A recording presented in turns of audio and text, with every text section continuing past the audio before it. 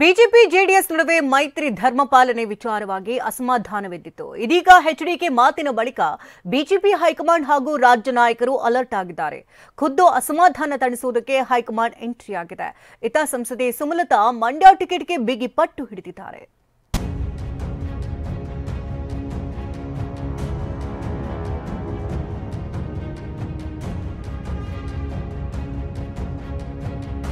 ಲೋಕಸಭೆ ಚುನಾವಣೆಯಲ್ಲಿ ಬಿಜೆಪಿ ಜೊತೆ ಮೈತ್ರಿ ಮಾಡಿಕೊಂಡಿರುವ ಜೆಡಿಎಸ್ ಮೊನ್ನೆ ಮೈತ್ರಿ ಧರ್ಮ ಪಾಲನೆ ವಿಚಾರವಾಗಿ ಜೆಡಿಎಸ್ ನಾಯಕರು ಅಸಮಾಧಾನ ಹೊರಹಾಕಿದ್ರು. ಟಿಕೆಟ್ ಹಂಚಿಕೆ ವಿಷಯದಲ್ಲಿ ಮಾಜಿ ಸಿಎಂ ಎಚ್ಡಿ ಕುಮಾರಸ್ವಾಮಿ ಹೇಳಿಕೆ ದೋಸ್ತಿಗಳ ಮಧ್ಯೆ ಎಲ್ಲವೂ ಸರಿಯಿಲ್ಲ ಅನ್ನೋ ಅನುಮಾನ ಹುಟ್ಟುವಂತೆ ಮಾಡಿತ್ತು. ಇದಾದ ಮೇಲೆ ಎಚ್ಚೆತ್ತುಕೊಂಡಿರುವ ಬಿಜೆಪಿ ಹೈಕಮಾಂಡ್ ಖುದ್ದು ಕುಮಾರಸ್ವಾಮಿಗೆ ಸಂಪರ್ಕಿಸಿದೆ. ಮೈತ್ರಿ ಬಗ್ಗೆ ಯಾವುದೇ ಗೊಂದಲ ಬೇಡ ಅಂತ ಅಮಿತ್ ಶಾ ಹಾಗೂ ಜೆಪಿ ನಡ್ಡಾ ಸಂದೇಶ ರವಾನಿಸಿದ್ದಾರೆ. ಇನ್ನು ಬಿಜೆಪಿ ಜೆಡಿಎಸ್ ಹೊಂದಾಣಿಕೆಯಿಂದ ರಾಜ್ಯದಲ್ಲಿ 28ಕ್ಕೆ 28 ಲೋಕಸಭೆ ಕ್ಷೇತ್ರ ಗೆಲ್ಲಲು ಸಾಧ್ಯವಾಗುತ್ತೆ ಅಂತ ಬಿಎಸ್ ಯಡಿಯೂರಪ್ಪ ವಿಶ್ವಾಸ ವ್ಯಕ್ತಪಡಿಸಿದ್ದಾರೆ. ನಿಮ್ಮ ಉಬ್ಬಿದ ರಕ್ತನಾಳಗಳ ಸಮಸ್ಯೆಗೆ ಎವಿಸ್ ಆಸ್ಪತ್ರೆಯಲ್ಲಿ ಕೇವಲ 30 ನಿಮಿಷದ ಲೇಸರ್ ಚಿಕಿತ್ಸೆಯೊಂದಿಗೆ ಮುಕ್ತಿ ಹೊಂದಬಹುದು. ಹೆಚ್ಚಿನ ವಿವರಗಳಿಗಾಗಿ ಸಂಪರ್ಕಿಸಿ 8088837300.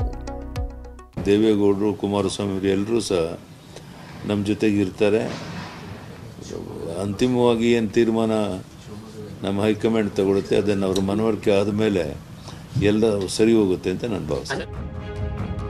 ನನ್ನ ರಾಜಕೀಯ ಏನೇ ಇದ್ರೂ ಮಂಡ್ಯದಲ್ಲೇ ಎಂದ ಸುಮಲತಾ. ಇದ್ದ ಜೆಡಿಎಸ್ ಜೊತೆಗಿನ ಮೈತ್ರಿಯಿಂದಾಗಿ ಮಂಡ್ಯ ಕ್ಷೇತ್ರವು ಬಿಜೆಪಿಗೆ ಬಿಸಿತುಪ್ಪವಾಗಿ ಬದಲಾಗಿದೆ. ಕುಮಾರಸ್ವಾಮಿಯೇ ಮಂಡ್ಯ ಕ್ಷೇತ್ರದಿಂದ ಕಣಕ್ಕಿಳಿಯೋದು ಬಹುತೇಕ ಪಕ್ಕಾ ಎನ್ನಲಾಗಿದೆ. ಇದೇ ಕಾರಣಕ್ಕೆ ಸುಮಲತಾ ಬಿಜೆಪಿ ವರಿಷ್ಠರ ಭೇಟಿಗೆ ದೆಹಲಿಗೆ ತೆರಳಿದ್ರು.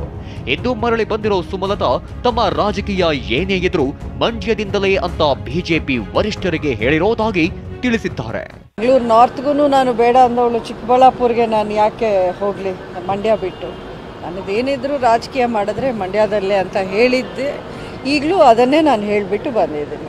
ಹೌದು, ನನಗೆ ಬೆಂಗಳೂರು ಉತ್ತರ ಅಥವಾ ಚಿಕ್ಕಬಳ್ಳಾಪುರ ಕ್ಷೇತ್ರದಿಂದ ಸ್ಪರ್ಧಿಸಿ ಅಂತಾಗ್ಲೇ ನಾನು ಸ್ಪರ್ಧೆ ಮಾಡಿಲ್ಲ.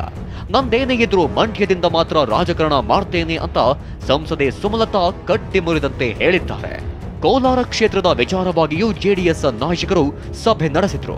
ನಮ್ಮ ಅಭ್ಯರ್ಥಿಯನ್ನೇ ಮಂಡ್ಯ, ಹಾಸನ, ಕೋಲಾರ 3 ಕ್ಷೇತ್ರಗಳಲ್ಲಿ ಜೆಡಿಎಸ್ ಅಭ್ಯರ್ಥಿಗಳನ್ನೇ ಹಾಕ್ತೇವೆ ಅಂತ ಕುಮಾರಸ್ವಾಮಿ ಹೇಳಿರುವುದೇ ಬಹುತೇಕ ಅಂತಿಮವಾಗುವ ಸಾಧ್ಯತೆಯಿದೆ.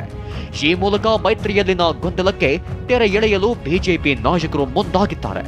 ಆದರೆ ಅಂತಿಮವಾಗಿ ಟಿಕೆಟ್ ಘೋಷಣೆಯಾಗುವವರೆಗೂ ಯಾವುದನ್ನು ಸ್ಪಷ್ಟವಾಗಿ ಹೇಳಲಾಗುವುದಿಲ್ಲ. ಸುನಿಲ್ ಜೊತೆ ರಾಜೇಂದ್ರ ಸಿಂಹ, ಟಿವಿ9 ಕೋಲಾರ.